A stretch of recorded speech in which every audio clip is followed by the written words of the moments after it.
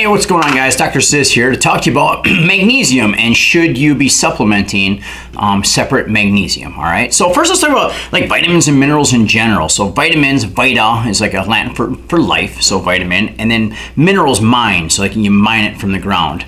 And we need both. And I always like to look at my body kind of like a home. Right? So to have a good functioning home, you need all the right parts. If you're missing, say, windows, for example, you can still have a home. It's just not as good if you don't have some windows. And you need fuel, and you need electricity, and you need shingles and parts, and all these different parts. It's the same with your body. And vitamins and minerals are a big part of a healthy, properly functioning body.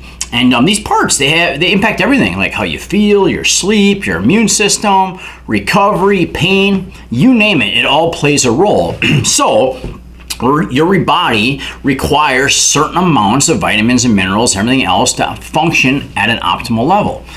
Just like a house, you need optimal materials to build an optimal home, all right? And the magnesium is a big part of that. So there's lots of different ways to get magnesium. Ideally, you get it all via diet, via healthy whole foods.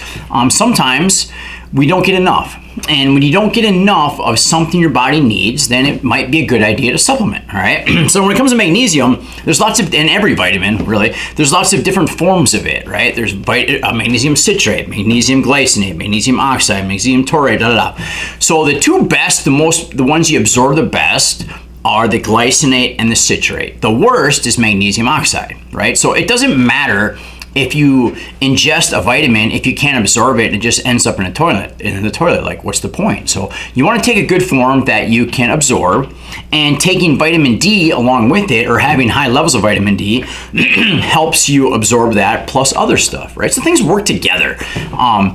I think too often we try and be selective with so many things. I like to look at things as like a whole and how they all can work together, all right? So the approach I use is I don't take a individual magnesium supplement, all right? I mean, I eat the way I teach in my books that you practice everywhere. And it's very important because you're eating lots of good quality whole foods that have lots of magnesium plus everything else in it. And certain foods that most people eat commonly, refined grains, junk food, sugary drinks, all that stuff, can inhibit the absorption of the materials, right? So it'd be like, if you haul the shingles to your home to get them put on and then something blocks it. Well, it doesn't do you much good. And that's what a lot of shitty foods do, right? So my approach with magnesium is a good multivitamin.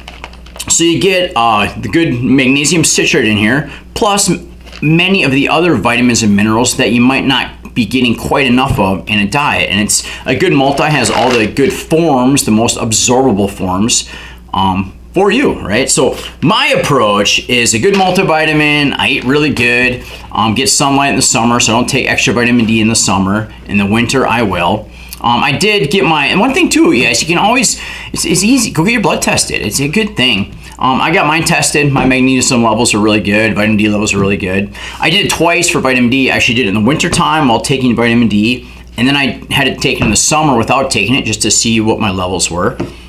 And, if you're like me, and I hope you get to this where you're very consistent, right? I'm extremely consistent with my diet. So if I get my vitamin levels tested, it's gonna be quite accurate. There's not any peaks and valleys, right? So doing it this way, my numbers have just been really good. One thing, I guess, lamb's quarters. It's a really, really good source of magnesium, and it's a weed, but they're everywhere, and they actually taste like spinach. They're really good. It'd be a simple thing to add to salads. Nettles is a really good source of magnesium. My pet piggy it's one of their favorite foods is nettles. Interestingly enough, we have to cook it. They don't. Their mouths are tough. They can just chomp it down.